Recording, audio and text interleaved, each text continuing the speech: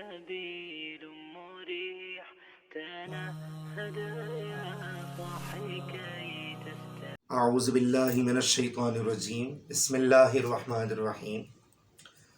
ناظرین، آپ نے پیران پیر روشن ضمیر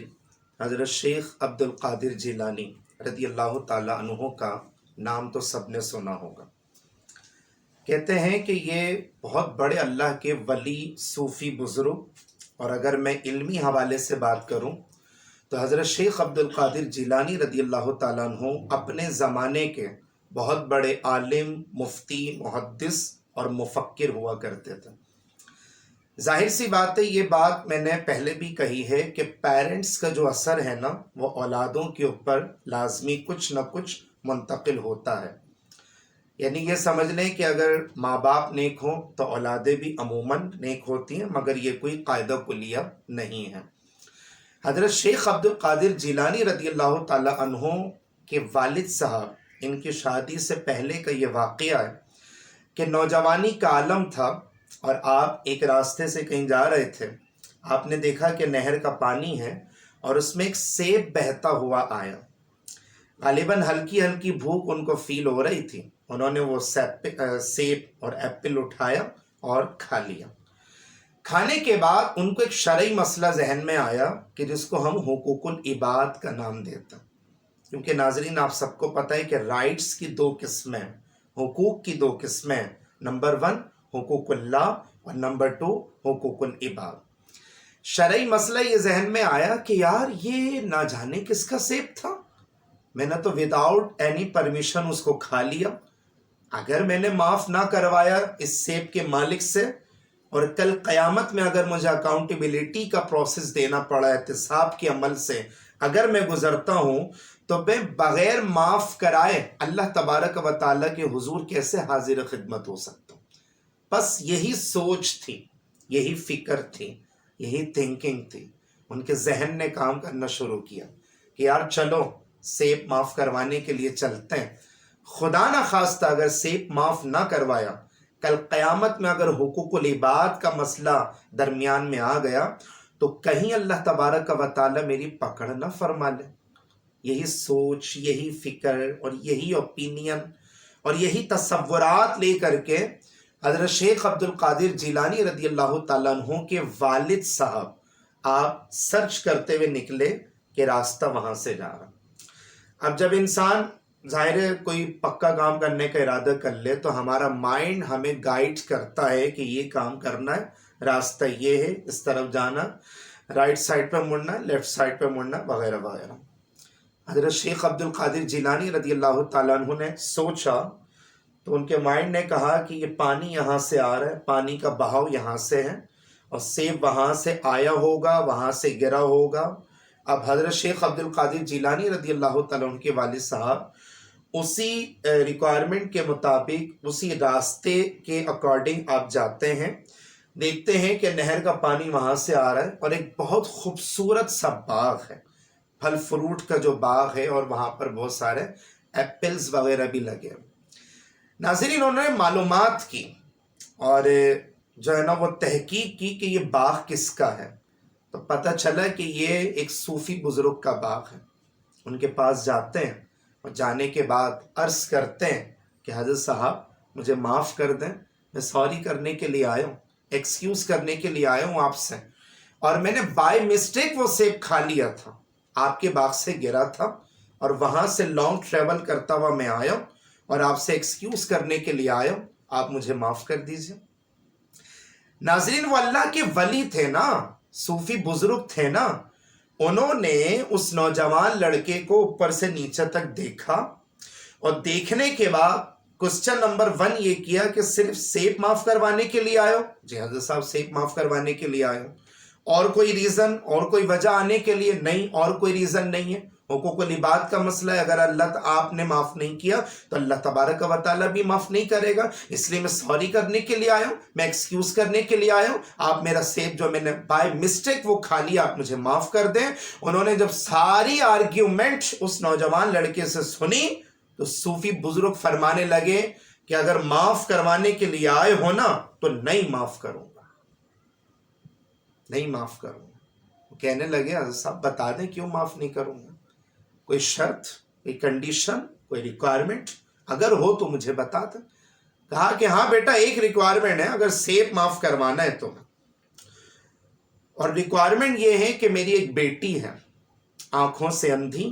کانوں سے بہری، ہاتھ پاؤں سے معصوم، ریکوائرمنٹ یہ ہے کہ تمہیں اس سے شادی کرنی پڑے۔ اب کہاں ایک نوجوانی کا زمانہ، ظاہر سی بات ہے کہ جب بندہ بلوغت کی عمر تک پہنچتا ہے، جب وہ بالغ ہوتا ہے، اور بھلے وہ لڑکا ہو یا لڑکی ہو، میں انڈیویجولی بات کر رہا ہوں، ایک جرنلی سی میں بات کر رہا ہوں، لڑکا ہو یا لڑکی ہو، جب بلوغت کی عمر میں پہنچتے ہیں نا یہ لوگ، اور ٹین ایج کی جو عمر ہوتی ہے اس تک جب پہنچتے ہیں تو کسی کو چاہنے کی یا خود چاہے جانے کی فیلنگز قدرتی طور پر پیدا ہوتی ہیں، اس کو ہم بے حیائی تصور نہیں کریں۔ اس لیے لڑکا ہو یا لڑکی ہو، ہر کسی کے کچھ خواب ہوتا ہے، کچھ خیالات ہوتا ہے کہ یار لائف ایسی ہونی چاہیے، لائف پارٹنر ایسا ہونا چاہیے، لائف اسٹائل ایسا ہونا چاہیے، میرے بھی کچھ ڈریمز ہیں، کچھ خواب ہیں، میں نے کچھ سوچ کر کے رکھا ہے۔ ہر لڑکا اور لڑکی اس طرح کی تھنکنگ اپنی بنا کے رکھتا ہے، لیکن جب یہ ایک عجیب و غریب طرح کا جھٹکا ان کو لگا کہ مجھے ایک ایسی وائف ملنے والی ہے اور ایسا جیون ساتھی اور ایسا لائف پارٹنر ملنے والا ہے کہ جو آنکھوں سے اندھی، کانوں سے بہری اور ہاتھ پاؤں سے معذور۔ اب ذہن میں مختلف طرح کے خیالات، ظاہر وہ ایک انسان بھی تو ہے نا، تو انسانی نیچر اور انسانی سائیکالوجی ان کی بھی کام کر رہی ہے کہ میں ایک ایسی لڑکی کے ساتھ اپنی لائف کو کیسے سپینڈ کروں گا جو نہ چل سکتی ہے، نہ پھر سکتی ہے، نہ بول سکتی ہے، نہ سن سکتی ہے، نہ دیکھ سکتی ہے، اور مجھے اس سے شادی، مطلب میری زندگی تو خراب ہو جائے گی نا۔ مطلب میں کیسے گائیڈ کروں گا، میں کیسے سمجھاؤں گا، میں کیسے اس کو بتلاؤں گا۔ لیکن اگلے ہی لمحے خوف خدا والی سوچ کریٹ ہونا شروع ہو گئے، اور خوف خدا والی سوچ کیا تھی؟ حقوق العباد کے معاملہ۔ دل میں خیال آیا کہ تجھے پتہ ہے کہ تو کتنی زندگی جیے گا؟ تجھے پتہ ہے کہ تو کیا بڑھاپے تک جیے گا؟ یا تو جو ہے نا وہ لکھوا کے لے کر آئے کہ بھی تیری اتنی ایج ہے اور اس کے بعد جو ہے نا وہ تو ایکسپائر ہو جائے گا، ختم ہو جائے گا، تو اس طرح تو شادی کرے گا تو تیری زندگی تجھے کیا پتہ یار، جوانی ہے، پتہ نہیں کب نہ جانے موت آ جائے۔ انسان کی زندگی موت کا کوئی بھروسہ نہیں، یہ معاملات تو صرف اور صرف اللہ تبارک و تعالیٰ ہی جانتا۔ ایک لمحے جب یہ خیال ان کے ذہن میں کریٹ ہونا شروع کیا، انہوں نے ناظرین حامی بھر لی، اور حامی بھرنے کے بعد نکاح ہوا۔ اور جیسے ہی حضرت شیخ عبد القادر جیلانی کے والد صاحب جیسے ہی حجرہ عروسی کے اندر، حجرہ عروسی کہتے ہیں دلہن کا کمرہ، حجرہ عروسی کے اندر داخل ہوئے تو پلٹ کر واپس باہر آ گئے اور اپنے فادر ان لاء سے کہا کہ بابا آپ نے تو کہا تھا کہ آنکھوں سے اندھی، کانوں سے بہری، ہاتھ پاؤں سے معذور، لیکن ماشاءاللہ اندر تو بہت خوبصورت خاتون تشریف فرما ہے، لگتا ہے میں غلط کمرے میں یا غلطی سے میں کسی اور کمرے میں چلا گیا۔